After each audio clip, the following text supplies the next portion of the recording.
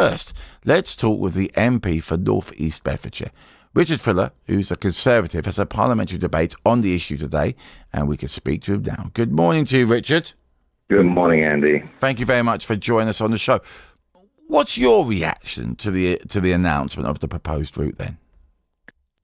Well, very great disappointment, really, and bewilderment that what was supposed to provide clarification has in many ways made the situation murkier and darker for many. And you talk about the people in Bedford whose houses now are at risk, but there's new areas of concern around Roxton and Thamesford in my constituency about what these plans mean. So this announcement hasn't achieved what it set out to achieve, which was to give reassurance, give clarity, and give certainty. All it's done is create more doubt.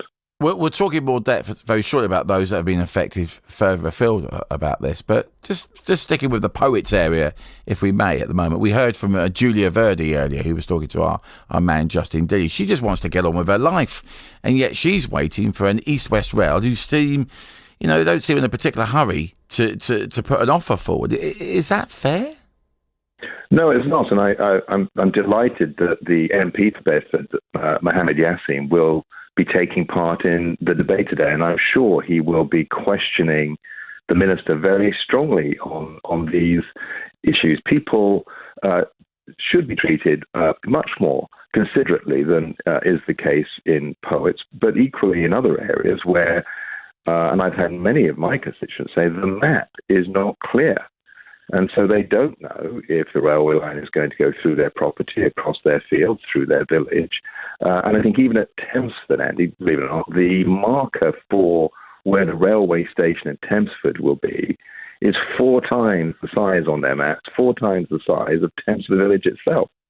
And so it really is beholden on East West Rail to provide that greater detail, greater clarity for people who are affected. Because otherwise people will be stuck with properties. They don't know what's happening. They can't move. And East West Rail keeps chugging along on this programme, which is losing confidence by the day. Funny enough, I was going to talk about the village in Thamesford because, as you mentioned, there's news that they're going to be getting a train station. Now, people on the outside looking in would go, well, they're going to get a train station. Surely they would be happy about that.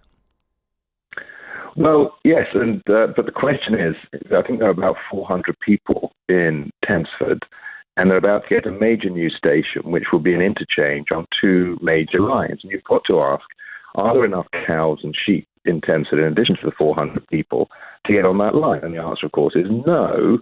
And so the reason the station is there is because, as I've said for many years now, East-West Rail, essentially behind it is a secret plan to develop far more housing in Bedfordshire, in North Bedfordshire, in the rural parts of our county and in and around the town. That's part of Lord Bonus's original plan back in 2016, 2017. And that's the concern that we have, that this railway line delivers nothing for the people of Bedfordshire, but will create additional development in the area. We're already doing far more than our fair share in terms of additional housing. And is that what you're going to be discussing in your parliamentary debate today, then? Yes, because what the East-West Rail announcement has done, Andy, is it has broadened the political coalition against East-West Rail. Your listeners will know that the former mayor in Bedford Borough was a strong advocate for East-West Rail, and he lost the election to Tom Wootton. Tom Wootton opposes East-West Rail. We also know that the Labour Party in the town have got tremendous concerns about the plans now for East-West Rail, given the demolition that's going to go ahead in Poets. And I would hope that Bedford Borough Council will reverse the former mayor's policy and now come out supporting the new mayor, Tom Wootton's opposition. That the MP for Bedford now is strongly against. I am against. I think Anthony Brown in Cambridgeshire is against. And the reason that unites us is that we think there's a greener, better alternative to East-West Rail. And in today's debate, we're all going to be pressing the minister to consider that plan and put the brake on these plans. Richard, appreciate your time. Thank you.